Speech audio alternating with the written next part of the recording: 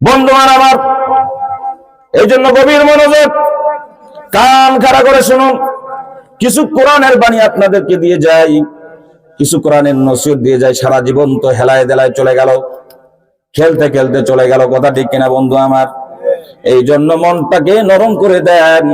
এমনও তো হতে পারে আজকে এই মাহফিলটা সকলের জন্য নাজাতের জরিয়া হয়ে যেতে পারে।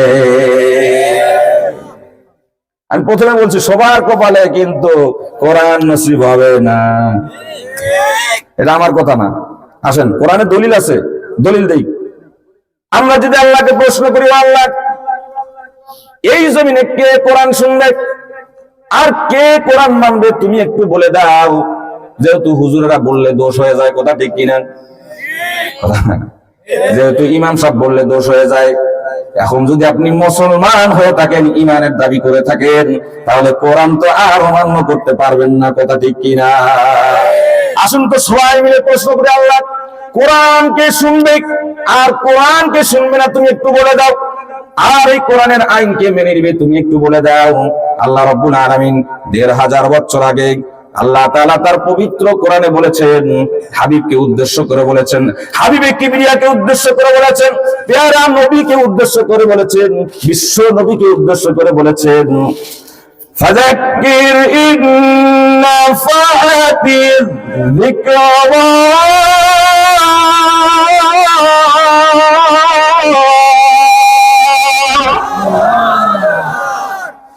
ফাযাক্কির ইন নাফাতিয যিকরা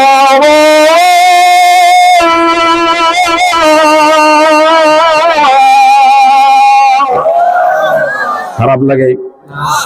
আল্লাহ রাব্বুল আলামিন বলেন, হাবিব আপনাকে যে আমি একটা কোরআন দান করেছি, এই কোরআনের বাণীগুলি আপনি পৌঁছে দেন। আপনি কোরআনের দাওয়াত দিয়ে যান, দিয়ে যান, দিয়ে যান, দিয়ে যান।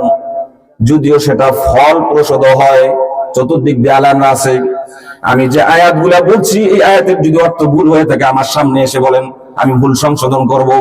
কিন্তু পরে যে চিকন চিকন বলবেন, তাহলে আপনার চাইতে মুনাফিক আলেম আর এই জগতে নাই। I can challenge. ফাযাক্কির ইন নাফাতিয যিকরা, আপনি উপদেশ দিয়েই যান, উপদেশ দিয়েই যান, উপদেশ দিয়েই যান।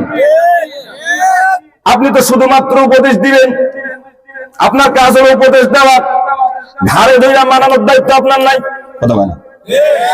এখন বলেন তো দেখি, এই কোরআনের মাহফিল থেকে যারা চলে গেছে, আমার মতো ফরিদউদ্দিন সহ আপনারা সহ কি ঘাড়ে ধরে আনতে পারবেন? এটা কি ঠিক হবে নাকি? নিজের থেকে যদি না আসে, যদি আপনি জোর করে আনেন, তাহলে কিন্তু আপনার আমল নামায় কিন্তু কবিরা গুনাহ হয়ে যাবে।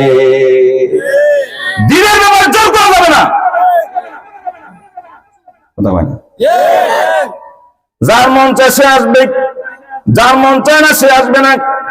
কিন্তু আমি এতটুকু বলবো, যার কপাল ভালো সে শুধু কোরআনের মাহফিলে আসবে, কথা ঠিক কিনা? তাহলে হাবিবকে বললেন, হাবিব আপনি কোরআনের দাওয়াত দিয়েই যান।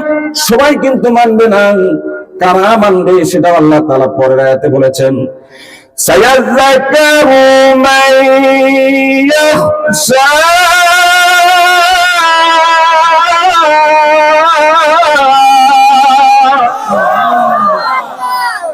এই কোরআন মানবে তারা আল্লাহকে সবচেয়ে ভয় করে বেশি যারা। ইয়াখশা, ইয়াখশা মানে ভয়। আরবিতে 3টা শব্দ আছে, এখানে সৌদি থেকে ছিলেন, আরবি মোটামুটি বুঝেন। আরবিতে ভয়ের 3টা শব্দ আছে, খুব মনোযোগ দিয়ে শুনেন। একটা হচ্ছে খৌফ, খৌফ মানেও ভয়, ইয়াখশা মানেও ভয়, ইত্তাকিল্লাহ মানেও ভয়। সৌদি ছিলেন না? কোন দেশে? আপনি সৌদি ছিলেন? কোন দেশে ছিলেন? সৌদিতে। তো খৌফ বলে না? হ্যাঁ, ইত্তাকিল্লাহ কয় না? কথা বলে না। আসেন এবার এই 3টা শব্দ 3টা ব্যাখ্যা দিয়ে দিই, জীবনে যেটা শুনেন নাই কয়ে দিই।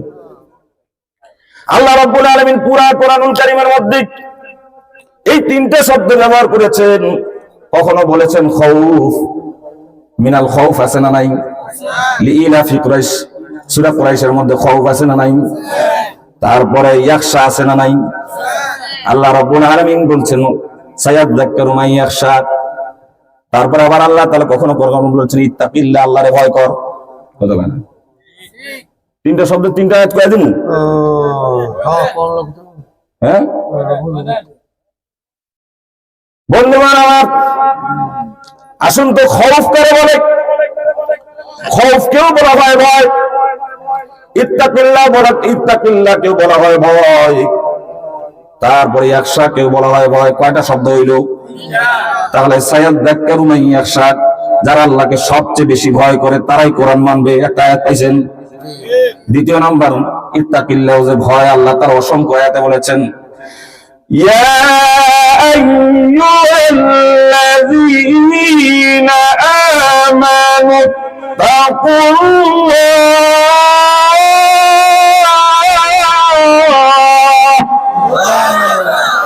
ইত্তাকিল্লাহ আছে, আমানু তাকুল্লাহ হাক্কা আছে না? ওয়ালা তামুতুন্না ইল্লা ওয়া আনতুম মুসলিমুন। ইয়া আইয়ুহাল্লাযীনা আমানু, আল্লাহ রাব্বুল আলামিন বলেন হে ঈমানদারেরা, যারা তোমরা ঈমান এনেছো। কারা ডাক দিছে? একটু কথা কম, তাহলে ভালো লাগবে, মজা লাগবে। আমার মনে হয় আজকে যে আলোচনাটা করবো যেন কম করে হলো 50 বছর মনে থাকে এই যুবকদের। ইয়া আইয়ুহাল্লাযীনা আমানু, এই শব্দটা সাধারণ মানুষ বুঝে, যা কোরআন পড়তে জানে না হেও জানে। ইয়া মানে হে, হ্যাঁ, আইয়ুহাল্লাযীনা আমানু, যারা ঈমান এনেছো। সুবহানাল্লাহ কোন, ইত্তাকিল্লাহ, আল্লাহকে ভয় করো। এই কথা কে বলেছেন? কার ঘোষণা এটা? আল্লাহ তো এখানে বলতে পারতেন ইয়া আইয়ুহাল্লাযীনা আমানু, না বলে বলতে পারতেন ইয়া আইয়ুহাল্লাযীনা কাফারু, ও কাফেররা আল্লাহরে ভয় কর। কথা কয় না? এই শুনতেছেন মনোযোগ দিয়া? আল্লাহ তো বলতে পারতেন ইয়া আইয়ুহাল্লাযীনা মুনাফিকুন, আল্লাহ তাআলা তো বলতে পারতেন ও মুনাফিকের দল, যারা তোমরা মুনাফিক হয়ে গেছো তোমরা আল্লাহরে ভয় করো।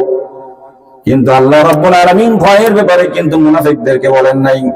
আল্লাহ রাব্বুল আলামিন এখানে বলেছেন ইয়া আইয়ুহাল্লাযীনা আমানু, যারা তোমরা ঈমান এনেছো তারা সবচেয়ে বেশি আল্লাহরে ভয় করো। আসেন এবার আমানুর আরেকটা ব্যাখ্যা বলি।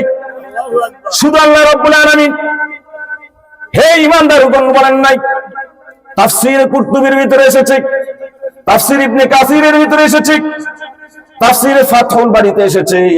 তিনটা তাফসীরের কথা বললাম, এরকম অসংখ্য তাফসীরের মধ্যে এসেছে আল্লাহ রাব্বুল আলামিন ইয়া আইয়ুহাল্লাযীনা আমানু বলে বলেছেন হে আমার বন্ধুরা, হে আমার ঈমানদারেরা, হে আমার দোস্ত আবাবরা, তোমরা সবচেয়ে বেশি আল্লাহকে ভয় করো যদি তোমরা ঈমান এনে থাকো। আল্লাহ আমাদের বন্ধু বলছে, বন্ধু বন্ধু, আমরা ঈমান আনছি না? তারপর দেখেন আরো আছে, দলিল দিই, দলিল নেন কোট করে। আল্লাহ রাব্বুল আলামিন অন্যত্র বলেছেন ইয়া আইয়ুহাল্লাযীনা আমানু তাকুল্লাহ ওয়া কুনু মা'আস সাদিকিন।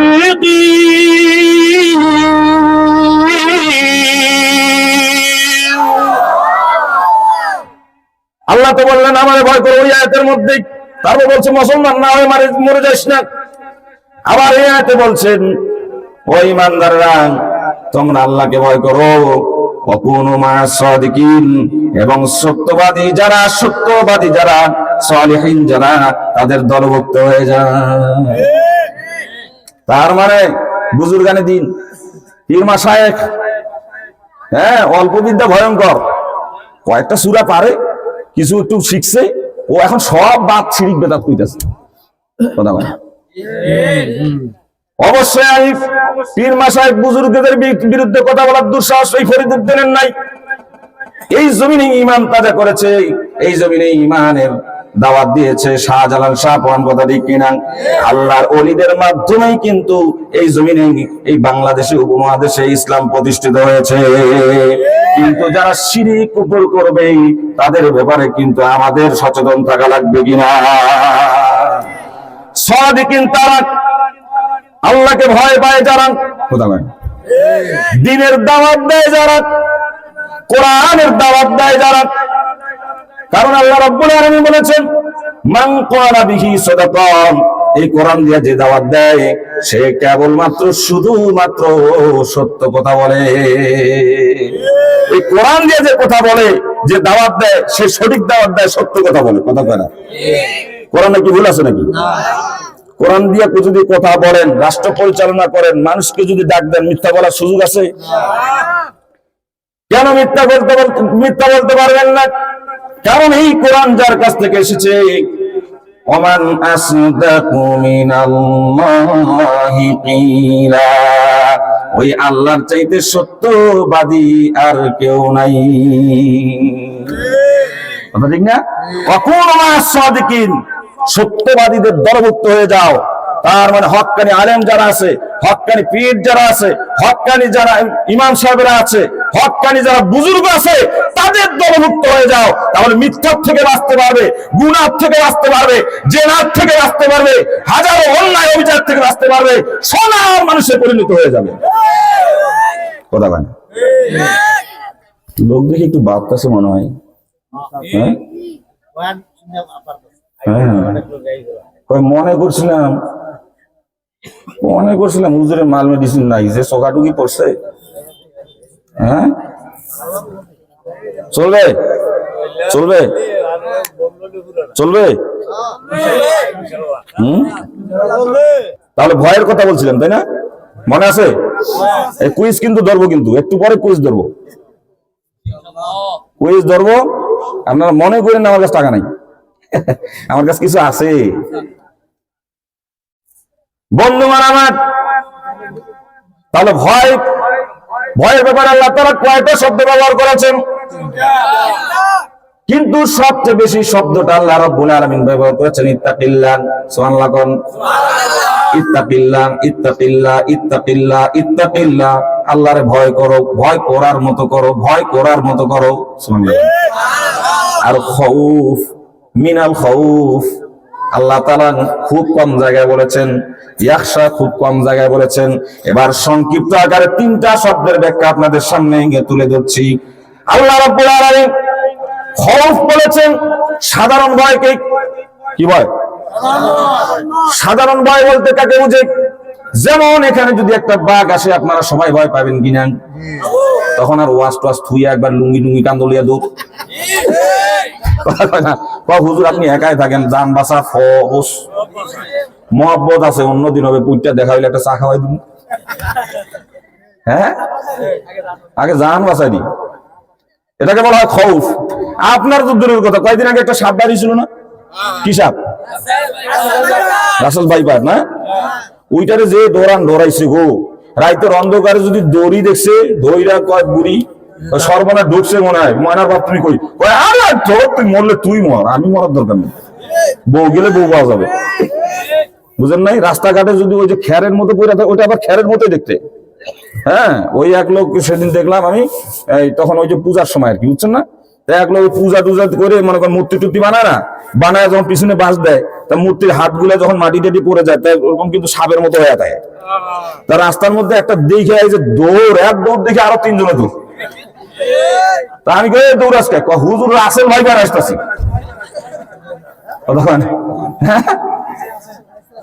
এতক্ষণ তো একটু বিনোদনের দরকার আছে, কথা ঠিক না? সবসময় খালি কানলে চলতো না, সবসময় আবার কঠিন ওয়াজ করলেও চলবে না। ফালিয়াদহাকু কলিলান ওয়ালিয়াবকু কাসীরা। আল্লাহ কিন্তু হাসতে মানা করে নাই, কয় হাসো কম কাঁদো বেশি, কিন্তু হাসো, মুস্কি হাসি দাও, তাবাসসুম হাসি দাও। আল্লাহর নবী সব সময় হাসি মুখে লেগেই থাকতো। সুবহানাল্লাহ কয় না? বিশ্ব নবী এত কষ্টে থাকতেন, এত দুঃখে থাকতেন, 3 দিন পর্যন্ত অনাহারে থাকতেন। 3 দিন পর্যন্ত খাবার নাই, পেটের মধ্যে পাথর বেঁধে আছে।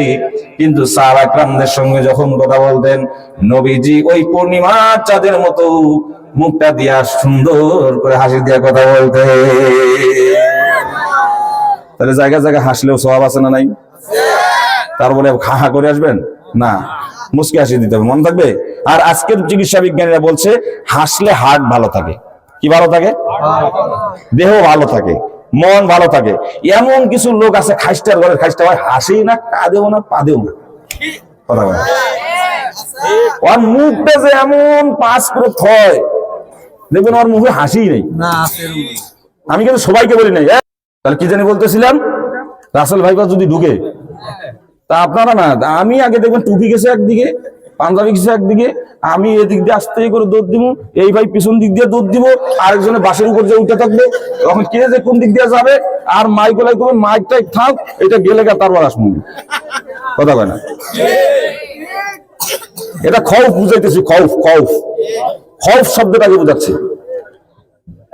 এতক্ষণ তো হাসলেন, এবারে সুন্দর মাথাটা দিয়া বুদ্ধি কোষ দিয়া বুদ্ধি খেলায় উত্তর দান তো দেখি।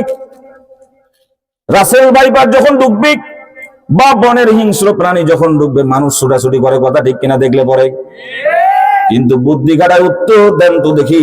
যখন এই ভয়ঙ্কর প্রাণীটা চলে যায়, তখন কি মানুষের মনের মধ্যে কোনো ভয় থাকে নাকি? তার মানে ভয় গেছে না? ওই যে শুক্রবার দিন কি হয়েছিল ভাই, কয়েকদিন আগে ভূমিকম্প, হ্যাঁ, তাই ধুয়ে পড়ে গেছে। এই যে আপনার বয়স কত এখন? আপনার বয়স এরকম ভূমিকম্প পাইছেন আপনি? এরকম পান নাই?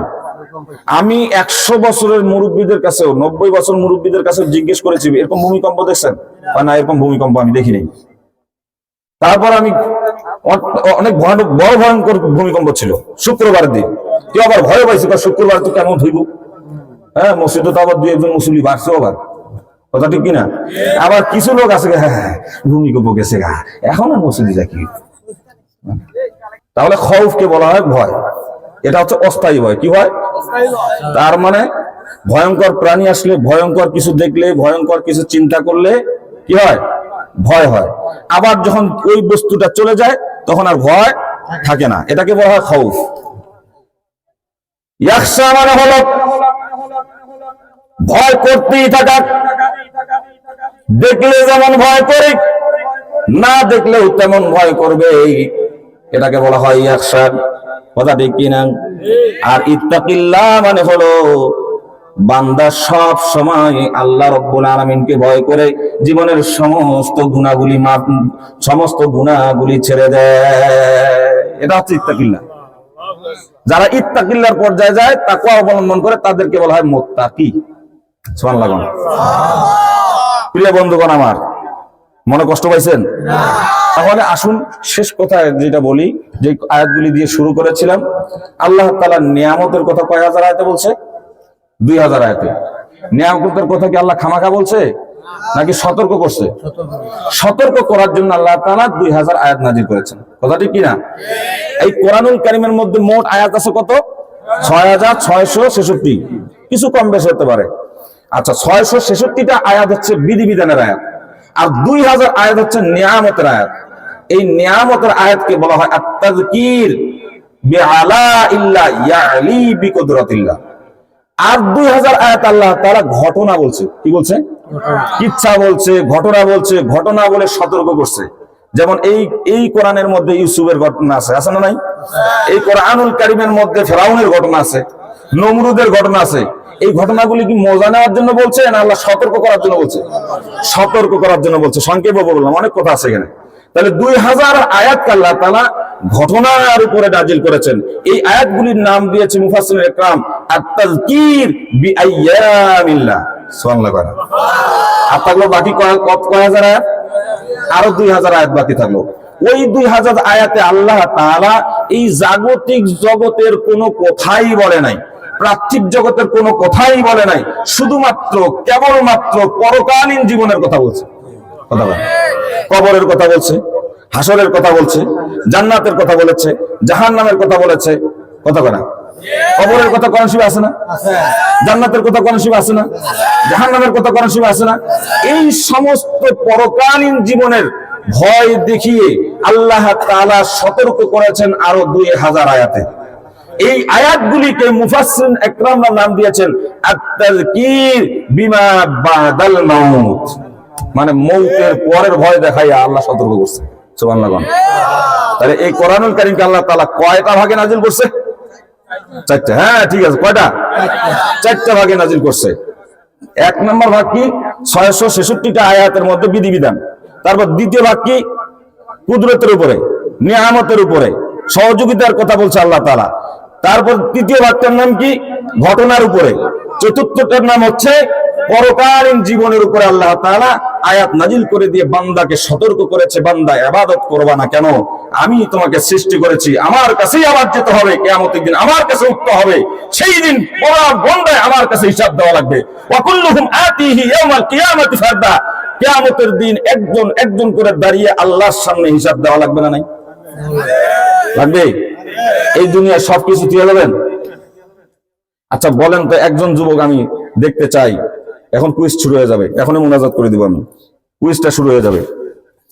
একজন যুবক আমি দেখতে চাই, সবার আগে নির্ভুল করে কে বলতে পারবে এই কোরআনকে আল্লাহ তাআলা কয় ভাগে নাজিল করেছেন এবং কি কি বিধানের উপর নাজিল করেছেন? একজন জানাতো দিই।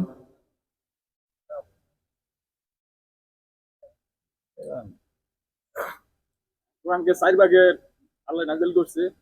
একটা হইছে ভিত্তি, প্রথমটা 666 আয়াত হইছে ভিত্তি। আর পরে হইছে গিয়া 2000 আয়াত হইছে আল্লাহ নিয়ামতের মাধ্যমে সতর্ক করছে।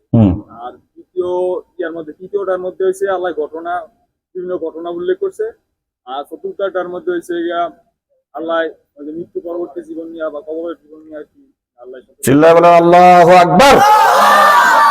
আরো জোরে বলেন আল্লাহু আকবার। আজকের মাহফিল সার্থক। তাই আমার অ্যাসিস্ট্যান্ট কোথায়? ওকে 200 টাকা দিয়ে দাও। দাও কোথায় আমার অ্যাসিস্ট্যান্ট? কোথায় গেল? এই দাও দাও।